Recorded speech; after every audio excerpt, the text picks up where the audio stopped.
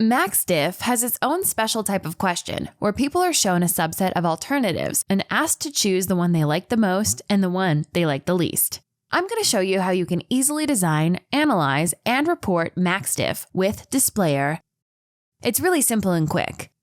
The first step is creating the experimental design. That is, working out the ideal number of questions and alternatives per question that a respondent is shown. In this example, I'll use a cell phone plan where we want to know which out of 10 alternatives, such as quality, price, speed, and other options, are most important when choosing a cell phone plan. The first step in MaxDiff is to create the experimental design. By default, Displayr creates a MaxDiff design with 8 alternatives. But our study of cell phones has 10 alternatives, so let's change that.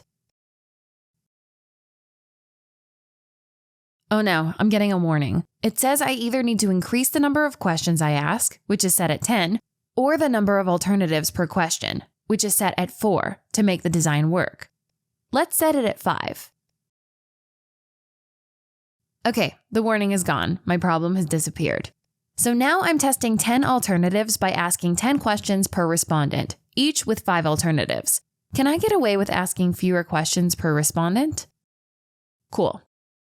So in this example, we are testing 10 aspects or alternative options within a cell phone plan. That is, free calls, entertainment, speed, coverage, and so forth.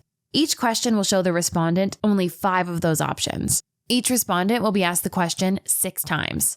This design assumes that all people will see the same 6 questions, but we can have a lot of versions if we are worried about bias. Let's make it 100 versions. And we can also add in the names of the alternatives if we want. So in the first of our 100 versions, question 1 asks people which they like the most and which they like the least out of free US calls, premium entertainment, speed, coverage, and quality. Now we upload that design to our survey platform and wait for the results. We did actually go and conduct 300 interviews among cell phone buyers using the design I just showed you. So let's bring the dataset in.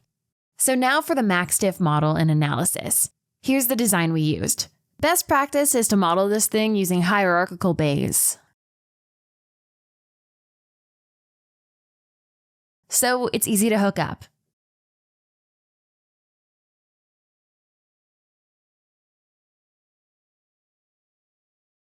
It'll take a few minutes to run.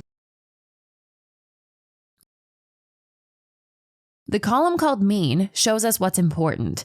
We can see that the most important alternative is price, followed by coverage and voice quality. We can also see the variation in the preferences. For example, while price on average is very important, there's a lot of variability in its importance, and some people even have coefficients close to 0, telling us it's of average importance. Let's save these utilities so we can do some analysis. The utilities for each person are now variables, so we can understand them better. Let's see how they relate to the rest of the data. I'm going to create a lot of tables.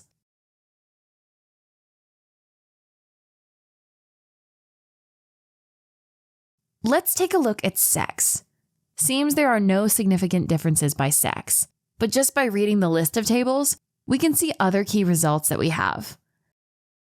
Now, if we look at age, we can see that preferences are strongly related to age. For example, the older people care a lot about price, whereas the younger people have relatively high preferences for data and entertainment. As you can see, Displayr makes it very quick and easy to do state-of-the-art MaxDiff. And it's not just about the MaxDiff.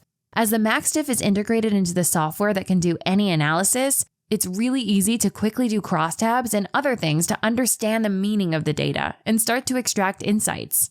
Now, if this is the type of analysis and reporting that you want to do, then book a demo with one of our experienced researchers today. We'll tailor the demo exclusively for you.